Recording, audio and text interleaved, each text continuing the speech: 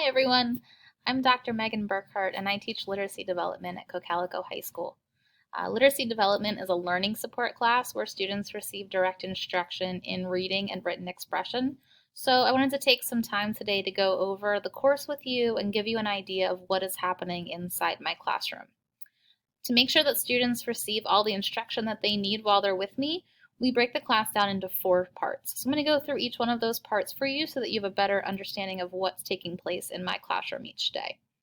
The first area that we're going to focus on is direct instruction. This is the part of class where students receive direct information, direct skills, direct teaching on their reading and their writing. So one of the ways that we do this is by using the Scholastic Action magazines. Now, the Scholastic Action magazines really take the place of a classroom textbook. These magazines come once a month, and they include fiction and nonfiction articles that are focused on current events, high interest, teen relevant articles. So I like these because they don't become outdated. Typically, students find them interesting or relevant, and they are written at 3 different reading levels. So the magazine comes at a middle ground reading level, but I also have the option to pull a higher text or a lower text if I feel that that's appropriate for any students in the class. So it's written at a way that students can understand, and this is useful because it allows me to work on some of those reading skills that students typically have trouble with when they're reading a more challenging text. So we work on things like summarizing, identifying main idea, cause and effect, sequencing, pulling out information to support your writing, identifying new vocabulary, and all of those really important reading skills.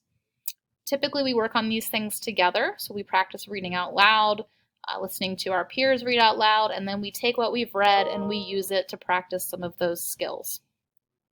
The other area that we do for direct instruction is called sim writing.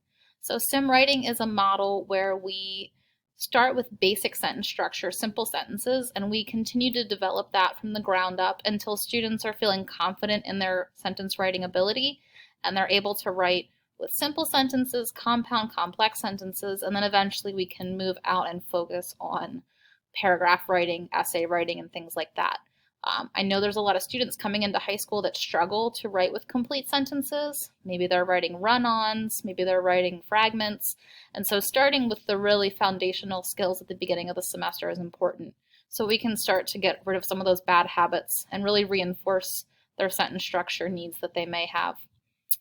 We also use this time to work on progress monitoring toward IEP goals. So this is where students show me once a month how they're doing with their reading fluency, reading comprehension, reading analysis, written expression skills, and then that's what I use to provide feedback toward their progress reports at the end of each quarter. The second piece of our class focuses on the Read 180 software. So the Read 180 program includes an assessment that we give on the first day of school, so your student has taken that already. And what that assessment does is it gives us their lexile or their reading level. But it also takes that information and then it makes sure that the activities that they do on the software directly align with what their current reading level is and what areas they need to work on to improve their reading moving forward.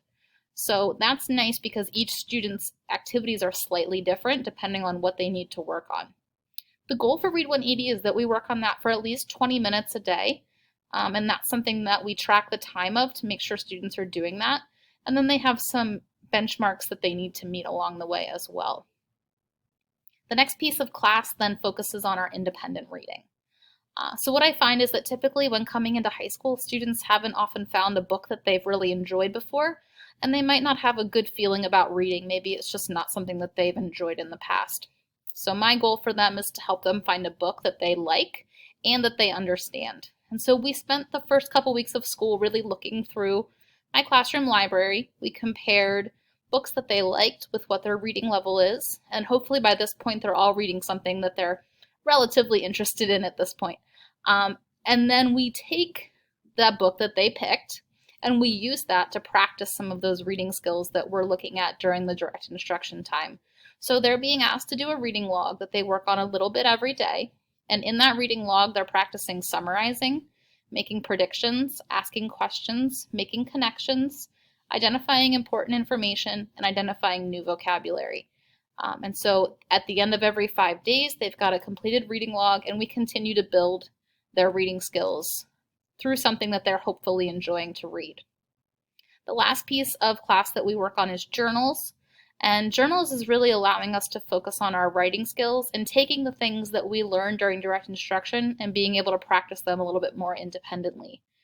So this is where we target some grammar and some conventions. So they'll work on sentence structure, capitalization, punctuation, and spelling. Also being able to find mistakes in someone else's writing, which is an important skill.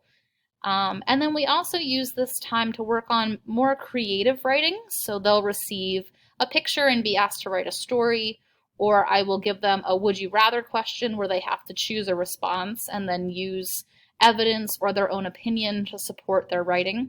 And then we also have some free writing time included.